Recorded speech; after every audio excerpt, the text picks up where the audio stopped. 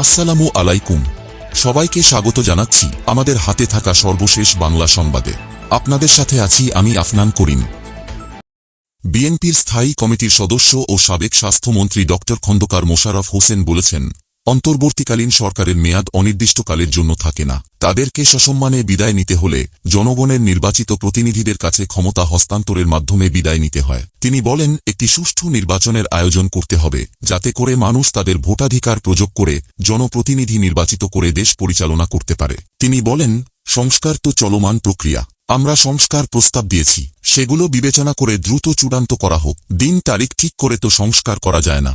অন্তর্বর্তীকালীন সরকারের কাজ সেটি নয়। সংস্কারের স্থায়ী সমাধানের জন্য অতি দ্রুত নির্বাচনের আয়োজন করে জনগণের কাছে ক্ষমতা হস্তান্তর করতে হবে। ড খন্দকার মোশাররফ হোসেন বলেন, জিয়াউর রহমানের 4টি দিক গুরুত্বপূর্ণ।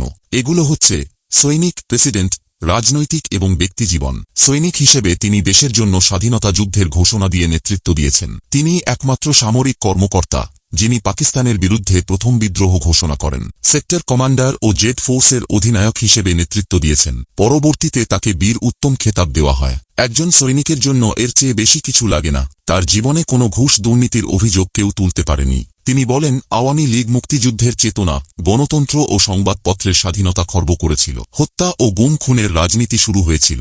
এভাবে আওয়ামী লীগ শাসন করে। খন্দকার মোশাররফ হোসেন বলেন, জিয়াউর রহমান প্রথম গণভোটে বাংলাদেশের রাষ্ট্রপতি নির্বাচিত হয়েছিলেন। তিনি প্রায় 4 বছরের শাসনামলে দেশের আমূল পরিবর্তন করেছিলেন। তিনি বাংলাদেশের মানুষের জাতিসত্তার পরিচয় দিয়েছিলেন, যা আর কেউ করতে পারেনি।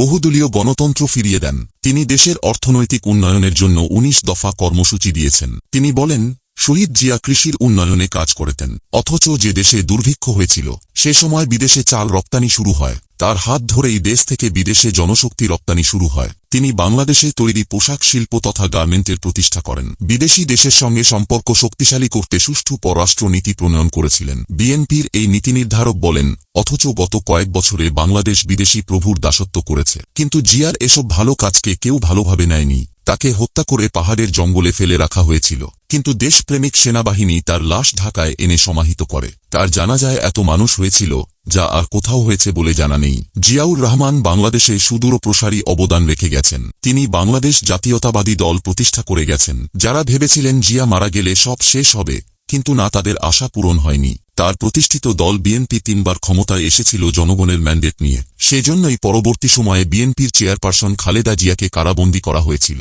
বর্তমানে তিনি বিদেশে চিকিৎসাধীন। শুধু তাই নয়, আমাদের ভারপ্রাপ্ত চেয়ারম্যান তারেক রহমান বিদেশে। দলের কেন্দ্র থেকে তৃণমূলের অসংখ্য নেতাকর্মীকে মিথ্যা মামলা দিয়ে নির্যাতন ও হয়রানি করা হয়েছে। সবকিছুর পরও আমরা গত সরকারের বিরুদ্ধে আন্দোলন করে সকলকে ঐক্যবদ্ধ করেছে, যার ফলে স্বৈরাচার শেখ হাসিনার পতনে ঐক্যবদ্ধ আন্দোলন গড়ে ওঠে।